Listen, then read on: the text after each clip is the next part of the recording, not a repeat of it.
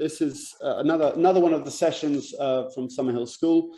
I'm bringing you to lovely people who work locally in a primary school called Little Bealings.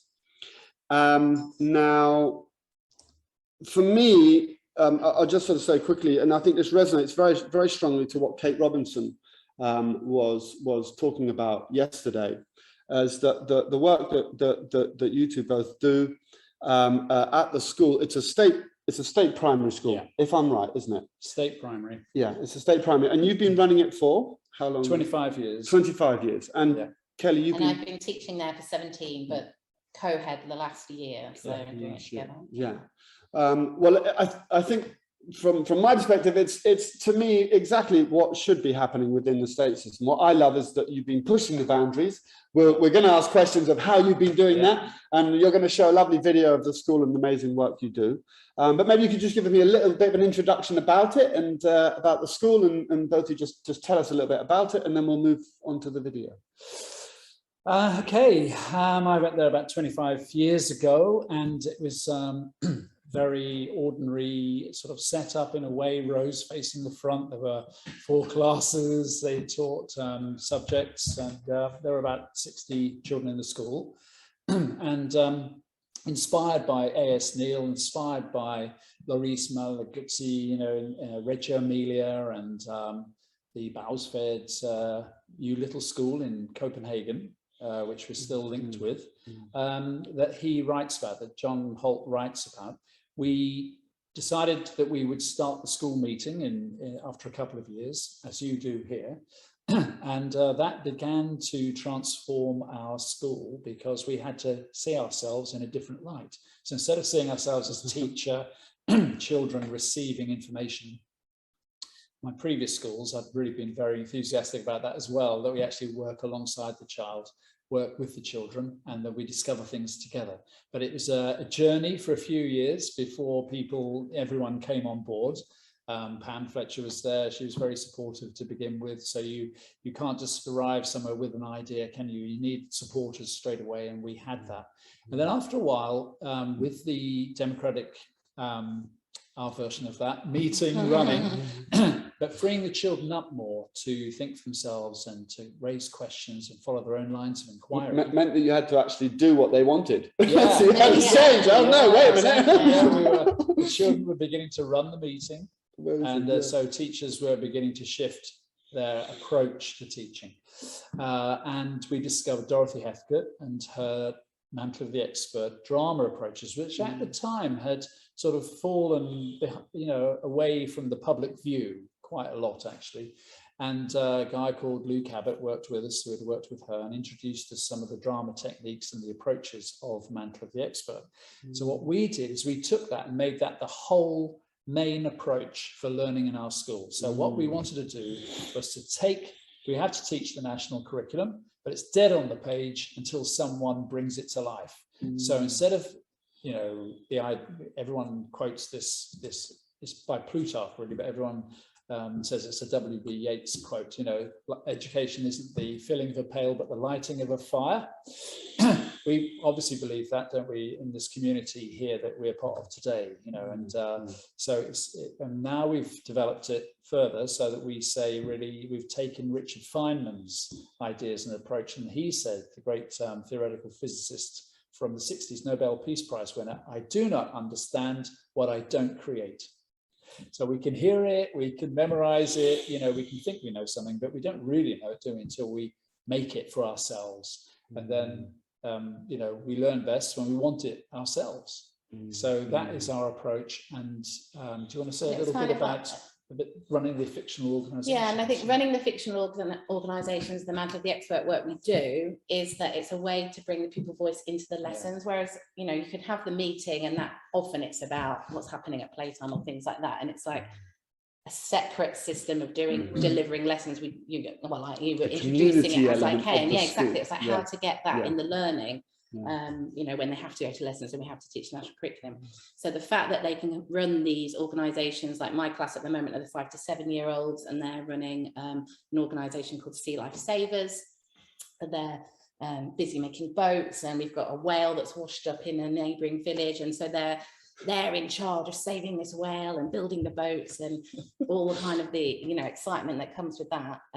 So yeah, so it's exciting. Well, I'll just quickly add to that when I came to visit the school, I popped into a classroom for just a few minutes, literally just seeing this all of these kids are just lost in their imagination, just based around, and it was just beautiful, amazing. Really lovely. So I mean, what it is, they're part of they're experts working for an imaginary organisation. So the subtle sort of paradigm shift is they're not kids in a classroom working with a teacher even. They're actually adults working in this organisation, so they take on this mantle, this cloak of expertise. Really, while they're in role, they might be remembering and rebuild a fictitious past, the successful past of the organisation, creatures they've rescued in the past from seas and oceans around the world, maybe. And then you've got a map on the wall, haven't you, of the actual headquarters and where all the rooms are, and there's equipment, and so they're building all the signs of being part of this successful organisation. Then one day, here comes a commission. Can you go and do this? And then from then on, the children are facing problems and tensions, working with a senior colleague who may be the teacher and the teaching assistant in the room, but they're collaborating, working together as a team. So then children who might be struggling academically, or those with special needs, or high-flying children as well in terms of academic understanding, working together. And then what happens is everyone in the room's needed. So that's another shift that happens. Not just like, let's include someone, but their expertise is brought into it. So someone might be really physical and brilliant. There's a little lad who's talked about fishing that he does, and he's got all this expertise about being in a boat. And the other day you were making boats, weren't you? Model boats, which had, do you want to say a bit about that? The float, what the experiment, because it's science that's coming from it, it's maths that's coming from it, the writing. Yeah, so because we obviously had this washed up whale, so we thought we had to get there, and so we needed to make our boat. So we, it's nothing, amazing, but they had the plasticine, and they were trying to kind of get it to float. And I thought, give 6-year-old piece of plasticine, they'll make a boat and it'll float. But no, apparently that's definitely not the case. So like a few of us managed to do it, but then little ones. One of the boys came up and he was like, oh, why is hers doing it and mine's not doing it? And we need to stop everybody. And so he was like, he stopped everyone, and he's like, we need to look at this child. Well, what's working about it? So he kind of took that sort of power away from what would normally be the teacher. It's like he needed to know. So he stopped it. So it just naturally kind of happens as soon as you allow it to get into that situation. And, it naturally sort of goes and takes place. What we're hopefully going to do is, when we look at this little film we've got, you'll be able to see it focuses on 2 children, a day in the life of these 2 children who are called Lachlan and Lucy. And you can see they're 10, well, they're 11-year-olds actually. So you can see what they were doing. But cool. Well, we can watch it now. Yeah. Should we put it on now? Yeah, and then we'll carry on after. I feel like we can keep on talking. Yeah. Okay, good. Let's have a little look then at the video. The more you give, the more you get. So this is not a place for dishing out worksheets and having the easy route. This is about engaging, co-creating, and using what their interests and their attitudes and their abilities are. And all that, we become a community of creators. So we create to understand.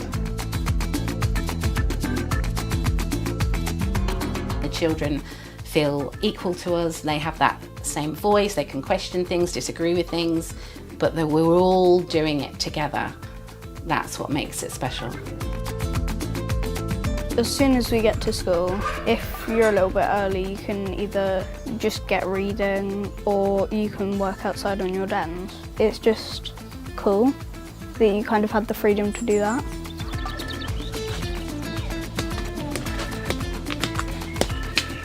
This is our den. We made it because we're stuck on an island and we're naturalists, and a tropical storm hit us when we were sailing to the Galapagos Islands. And we're making this den because we're trying to find shelter, and we're collecting water. It's been really fun. Like, we run out like every time we can have a chance to do it. So children have a natural inclination to play and to play in role, and this can be a brilliant vehicle for the continuation of their learning through school. Their work is play. Basically, the whole idea behind meeting is that if somebody has an idea or they kind of want to change something, they can bring it up in meeting and then it's discussed. Well, I've seen quite a lot of rubbish, but I think most of it is just like pots from hot dinner and stuff. When they do the field sweep, they could pick up some litter as well. I get what you're saying, but field sweep really shouldn't be needing to do that. Once a week we have the community meeting where the whole school comes together, all the staff, all the children, and that's really important. It's important that it's definitely not a school council, you know. It's not a couple of children representing a class and coming forward, giving their views and feeding back. Everybody is there and everyone's got a voice. So you'll see children from reception to year 6 sharing ideas, disagreeing, whatever it might be. So it's a real kind of vital part of our community and how we make decisions all together. So that's just everyone has the same voice. We're like a community of equals.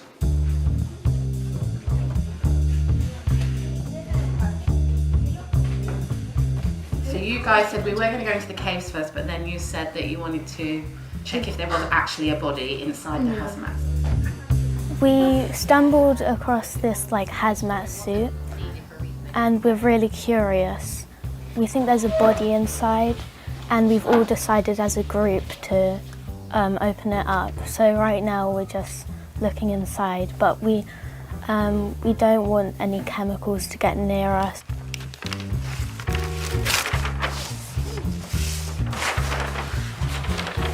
It was really shocking. Like, we assumed there was a body in there, but to see that, it was just odd. I've never seen a skeleton before. By saying that we're co-creating it together, people might get the misunderstanding that we don't plan it. We just come to school and we talk with the children about what are we going to do now. You know, it's the total opposite to that. The teachers spend a lot of time, especially at the beginning of a term, really planning out how this might go. We'll go out, have a break, we'll come back after.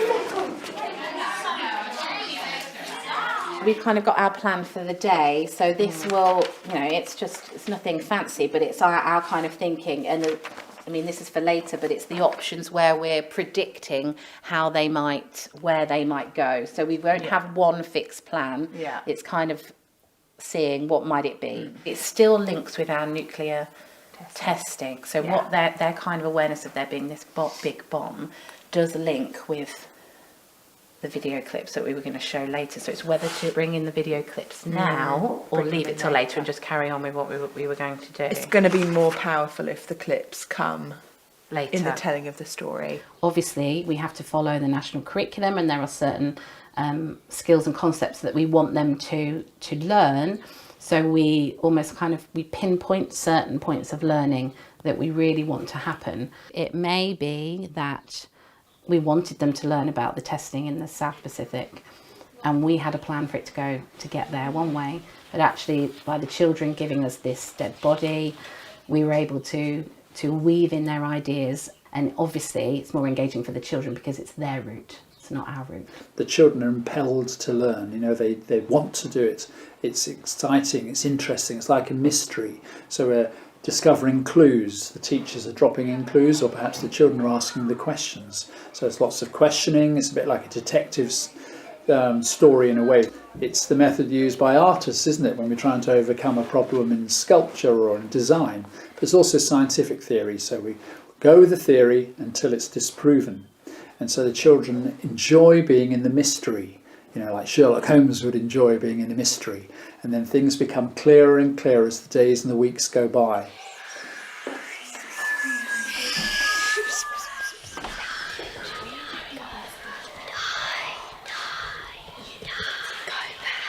When it's planned, you kind of know what's going to happen. It's just a bit less exciting, whereas when you don't know, it builds up that extra suspense and makes it so much more exciting when you're in the moment. Suddenly it feels like the walls are closing in.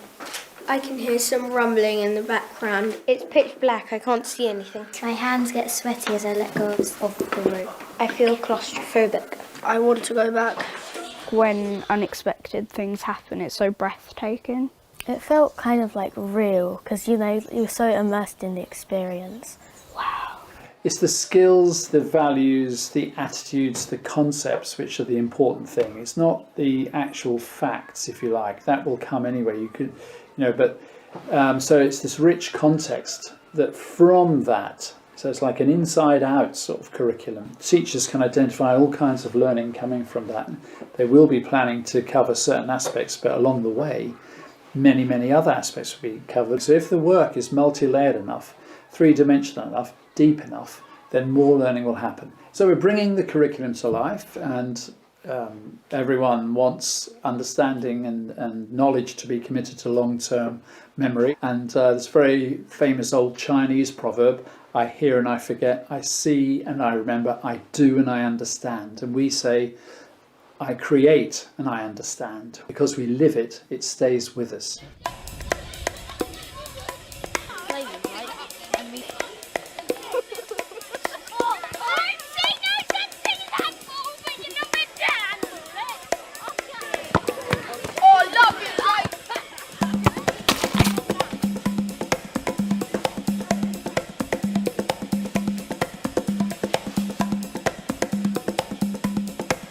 So you have a choice now that you can either take on the role of the scientist like you were who were in the tunnels and writing that story from the first person, or you might choose to go from the point of view of the walls. And what happened when we were doing that was that it went from just their observations, didn't it, to their warnings and their message to the people that were entering these tunnels.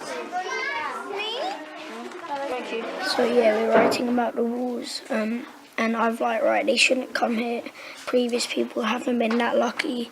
So yeah, that's what it's all writing about. So it may be that you just want to get a few extra sentences down. Is there anybody who wouldn't mind or would like to just share what they've got so far? So, McLoughlin, can you start us off? They shouldn't be here. Many people died because of the things that live here. Try if you must, but you won't survive. You don't belong here. When you enter, there is no turning back. I can hear the walls whispering. They are saying it's not safe. How can they not hear them? The agonizing screams, the haunted cries, the blood-curdling whispers of death. The reason that the writing is such high quality is because they're feeling something. It's not formulaic. It's not the teacher prescribing how it should be. Their emotions and their feelings are right at the heart of it. The past haunts me even to this day, even when I'm young no more. Bealings is, I want to say, fun, but also you learn so much from it. A nightmare began. The islands were turned into a laboratory for the testing of nuclear weapons.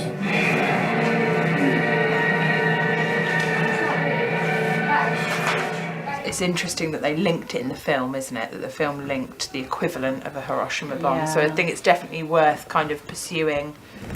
I felt like maybe it's the end of the day, or I don't know, but their kind of reaction to the bombs, you're trying to draw out, this one bomb for 365 days times 12. That's the story that has got to be given a lot of time to explore. Yeah. The point of view of the islanders. Obviously got to connect more with the story of the girl and her grandmother and what's happened to them. And then obviously there's the scientist option, which it'll be up to them where we go next. There's experiences you wouldn't have if you went to a different school, where it's just sit down, write, do this, do that. You learn a lot more, I think. I think what happens is that it's so children get to school and it's like, right, now we're going to kind of grow you into these little mini adults. Yeah. When actually really we should be preserving this kind of magical time that they have where anything is possible and everything is interesting and everything is amazing. And why would we want to kind of squash that? We want to inspire that. We want to increase that, that's right, and prolong that. Working here as a teacher, you're on top of your game. You're working with a great team of people who are all sharing their skills and knowledge with you, and you're working flat out, but you don't really recognise it as work a lot of the time because you're so involved and so engaged with it. But the more you give, the more you get.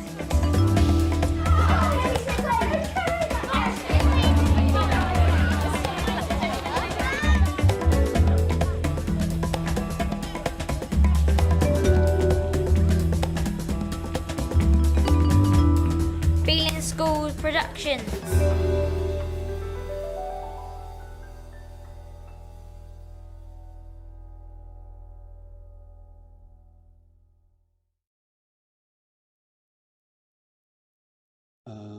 Okay, amazing. So do you want to just say, because so there's other links, so I think that because that link was a bit jittery, maybe we can put the link in the chat, but then also on the same page on their website, there's actually another link which has another video, which we won't watch this time because of limited time. Yeah, but we can tell you about it. I don't know if we're on. Are we on now? Yeah, we are on. Yeah, we're okay. good. The other film is called Bealings, The Community of Creators, and it shows more of the sort of drama techniques and the drama conventions which we tend to use so that the children are in now time. So on the island there, for example, they met a girl who was a teaching assistant in role, and they were able to ask her some questions. They were firing so many questions at her that one of the other children said, wait, we're bombarding her with questions. So Kelly was able to say, that, well, hey, we came out of role and said, how would you like to try that a different way? Because she's just clamming up. And they said, yeah, we would. And so that way they were much more sensitive, weren't they? And so you can do a retake. It's not a mistake. Yeah. It's like in a film, you can say, okay, hold everyone, let's go back and try it again and see what happens. That's lovely fun. Yeah, amazing. You want to tell them about the time you had the meeting when you came in and we once with Year 3 and 4, we had this meeting with a client. I can't remember what it was about, but they came in and the client sat down, and the first thing the kids said was, how much are you going to pay us? So I think it might have been me in role. And I was like, oh, shocking, this is terrible. I would not be dealing with a company like this, and stormed out. And they were like, oh no. They were really shocked. And then then you came back and said, do you want to take that again? How was that? Why did it go wrong? Why wasn't it good? Yeah. Brilliant. Then they came the second time. They were like, hello, come in. Would you like a cup of tea? You see, live it and learn it. Yeah. Well, I think there's something that I'm just going to add this because it came to mind when watching that, which I really love about it, that we're now here in the Summerhill Festival of Childhood. And it feels to me that we've got a school here where part of the job requirements is that you have to have not grown out of childhood to actually work there. It looks to me that you have to maintain that lovely imagination. That must be why it's must be so lovely to be amongst that. So the kids will just drag you into it, and you can't do anything about it. Yeah, lovely. Well, this is it. I mean, this is where we say often, that we'll say at the beginning of the term, like, after a few days, maybe the teacher should come in on their knees so they can see the school at child height. When the teachers always go home on a Friday on their knees, but maybe they could come in, But the thing is to try and make a school that's made for children, not for politicians, and not for profit. Well, it's so lovely. It's so lovely to watch video. I don't know anyone else. Obviously, we're going to come to questions in just a second, but I was seeing Summerhill. I was seeing all these other wonderful, all of the sort of these independent schools that are doing it. It's wonderful, alleviating all these pressures. But you're doing that in the state. You're doing that under those pressures. And I think the question is how have you managed to do it and so successfully? It's just amazing. It's so lovely. Well, I mean, look at me. I'm only 30.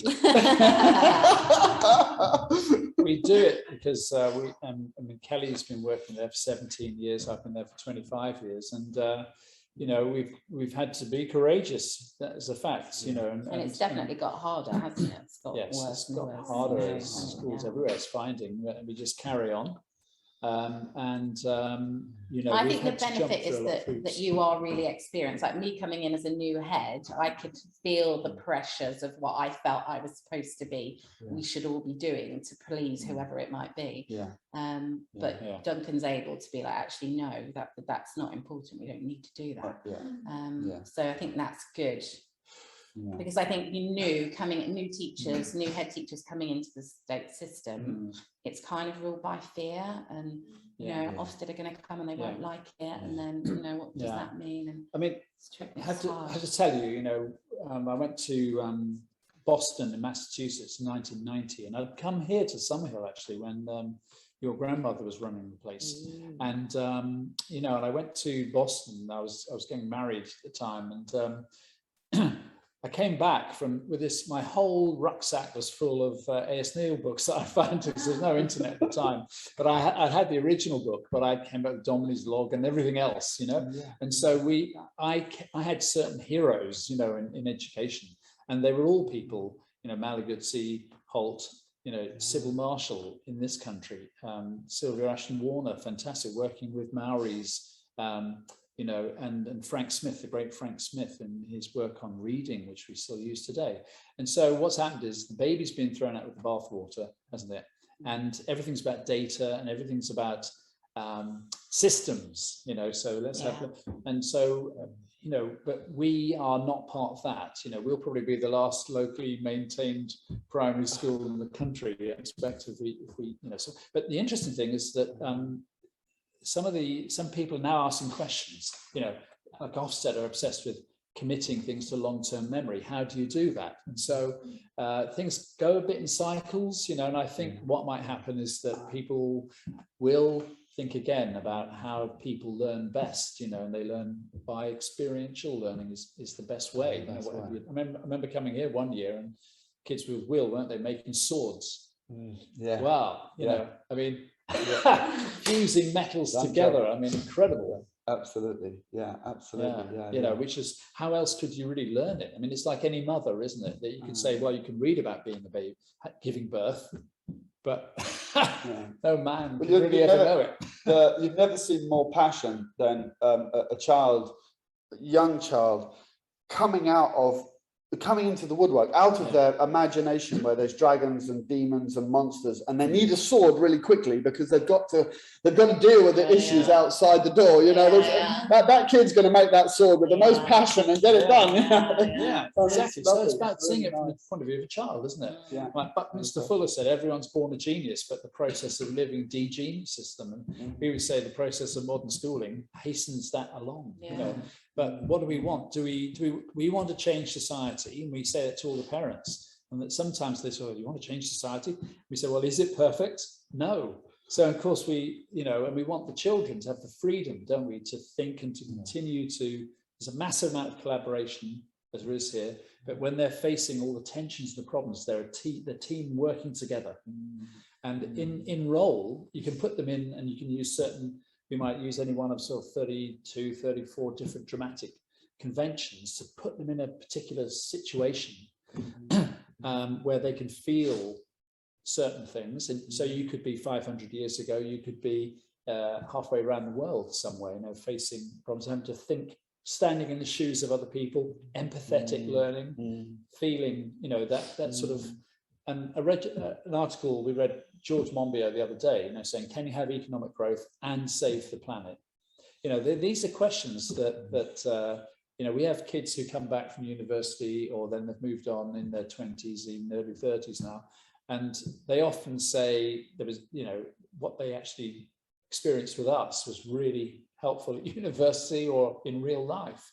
But in the middle, they had to memorize all this stuff at high school. It was too much about memorizing things for exams for 4 years, you know. You think there's a different way of doing that.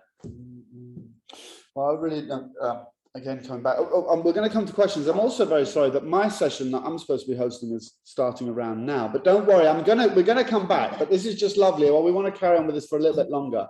But I just want something again that I'm going to bring up about the video that I think a lot of people in the audience of the festival who the democratic audience, but even in other circumstances when people are using meetings and they're actually having meetings within their school, there's something that's so lovely that obviously you talk about the democratic element, if you will, in the learning environment, that they're experts, they're part of it, they're taking on responsibilities, they're making the story, they're being absolutely a part of it.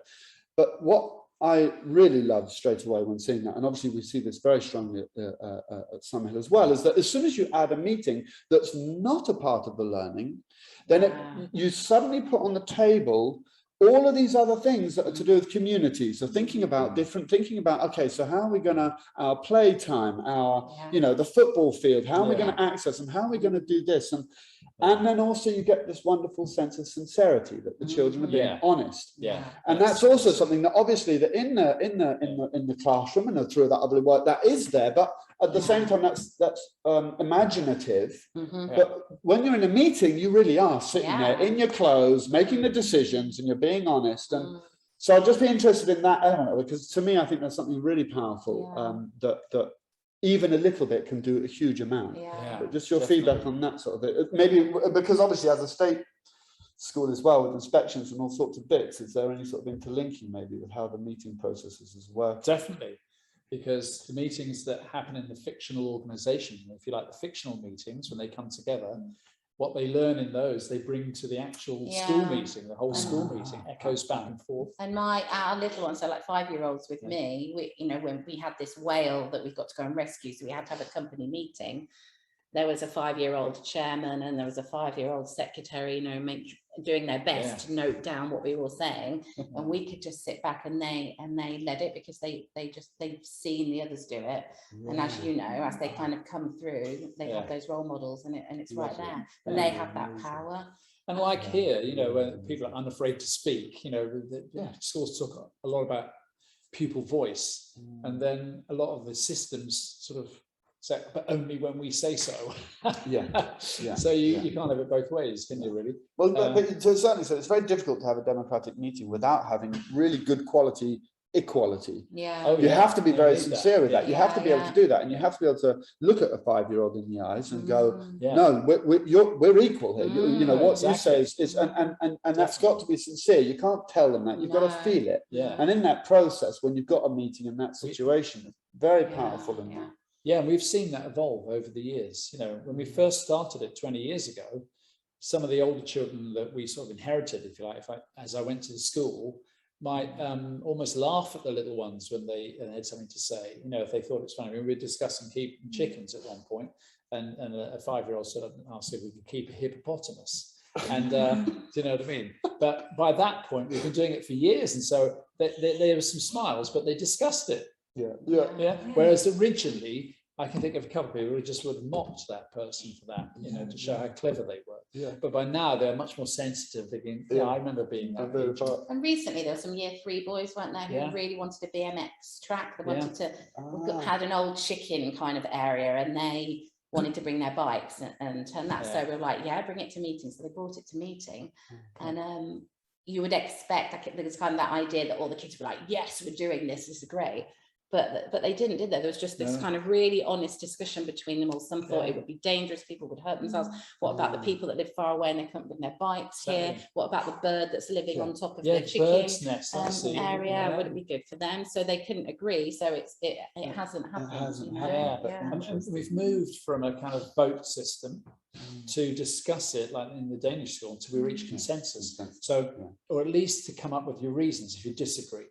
So you can't just go into some ministerial lobby, you know, you've got to actually come up with reasons why. So, but, you know, various decisions have come up with one was whether it was a school uniform when I first went there, you know.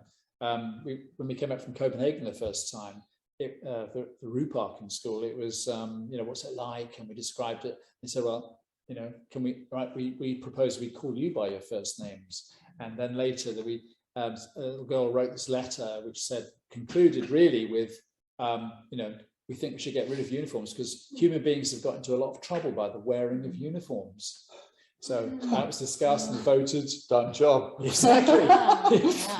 Exactly. Because that was. I'm looking forward to the meeting where everybody's sitting around and they actually come to the decision that a hippopotamus has to be got. And you're going to be sitting there, Duncan and Kelly, sitting there going, right, okay, now we've got a problem. I'm going to make a few calls.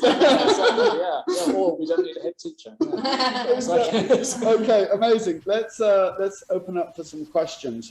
We've got we'll go for another 5-10 minutes. We'll have a few questions. So if anybody wants to put up their hand to ask a question, or you can put something in the chat. Or we can do a little dance routine. No, no, we're not doing that. No. So, has anybody got anything they'd like to add? Maybe open the chat. I've got a question, Henry. Yes, please. Derry, is that you? Where are you, Derry? Maybe put it on the gallery view and we can... I'd just like to congratulate the two speakers. It's wonderful to hear, and I had a quick peep at Ofsted's page, and at least they've got the common sense to say that you're outstanding. So that's something that they got right. But I'm a sort of retired deputy head of a secondary school, acting head for a couple of years. And so my question really is to fully support everything you've done, but to ask you what your relationship is like with the secondary school that you feed your kids into. Thanks. I mean, our kids go off to 2 or 3 different schools. They go off to several different schools, and they're very good relationships because they say our kids really help things along. You know, they're keen. They've got that. They're prepared to ask questions. They want to get involved. And I was speaking to a geography teacher recently, and I said, "What are you looking for? You know, when the child comes to you." You know, he said, well, that when I say it's geography, they go, oh, yeah, good. I love geography. You know, so our children wouldn't identify some of the stuff they do as geography. But we had one inspector who came in and said, I'm going to find out what you like by doing a geography inspection across the school. And he came back and he said, wow, they could really remember so much human geography, physical geography, all the stuff they did in these various organizations. You know, going back, it's phenomenal what they can tell me and talk to me about. So our relationship with the local schools is very good. But always the parents say it's a massive jump between primary and secondary, and they often say that unfortunately, I think it's secondary, there's a lot of sort of starting again or trying to work out where everyone is, you know, in terms of ability. And then you're saying, well, therefore, then there really isn't any need for these SATs. And unfortunately, the high school hasn't, or the high schools haven't sort of thought, oh, you know, maybe we should try some of this or see what we can do. You know, like your book, Derry, what you were trying to sort of say, that it can be done, you can have this democratic self-directed learning in high school. Unfortunately, we haven't seen that appear. We haven't, but about 16 years ago, we were invited to be part of a team of 5 people working with Mick Waters at QCA to work on a Key Stage 3 curriculum, which we did.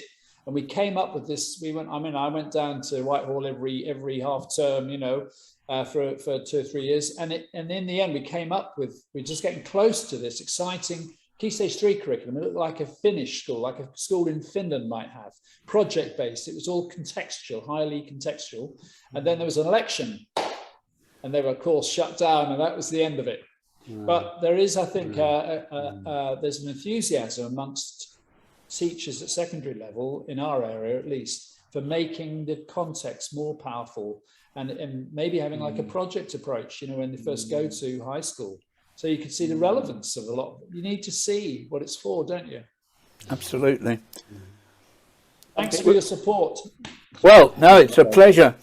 I mean, this is exactly why we try to integrate subjects in the first or second year of secondary school to carry some of the primary school relationship possibilities through into the secondary school. Sorry, I didn't mean to jump back in, but while I have... I was just going to say, Jerry, if it's just a statement, that's fine, Jerry, but if it's another question, because we've got a couple of other questions in the chat I want to come to. So if you just want to add something to it, and then we can go to the other question, if that's okay. No, I'll back off. Sorry about that. Okay. But no, don't apologize. Don't apologize, Derry. Lovely. Okay, so do you want to just scroll down a tad on the chat? I can see that that Kata has got something. Great to see the passion that comes across from both, and amazing the school values. How is the setup for children? Is there a point when they sit in chairs individually like a usual school? If so, from when this happens? Is this drama, pretend play, learning like used on a daily basis? with the kind of setup and the whole chair thing, obviously we've got tables and children sit at them. They're not individual tables, they're always groups, it's always group work. What you saw in the film where the children were writing some on the floor or on a chair or whatever, that was because we just had this dramatic moment, and they were, we were in these tunnels underground, and they were the walls. And often when we've been like in a really kind of emotive, I guess, and atmospheric kind of dramatic moment, and we're using that to inform our writing, we wouldn't then say, right, now we're going to switch all the lights on and put all the tables together and do that. It's like as quickly as possible we go back almost to where we were when we were experiencing those things, so, and then that can come out in the writing later when we redraft it and we have a look at it, kind of the secretarial skills side of it. We might all sit at our tables, but it's up to the teacher and the children, you know, how you might do that. But there will be some tests or something that the school, because I mean, you know, if it is the SATs or, you know, whatever, there'll be points when there will be a little bit of, should we say, line, not quite line, but classroom sort of structure sort of thing, which obviously happens at Summerhill as well. Whatever's appropriate. Exactly, you know, and the and, you know, playing tennis, we'll need rackets and PE equipment. You know. Exactly, yeah, exactly, you know, absolutely. If we're doing maths, we want maths equipment. If it's appropriate, we're doing some very, very neat writing. Obviously, we need to be at the chairs. Second part is, do they do this drama pretend play learning? It's not really pretend. I can see why that's written, but it is definitely drama. And Heathcote's mantle of the expert technique is what we're talking about here. Yes, we do use that on a daily basis because it's this empathetic learning. So at one point, the teacher was running, you know, the safari park, and there'd been a break-in.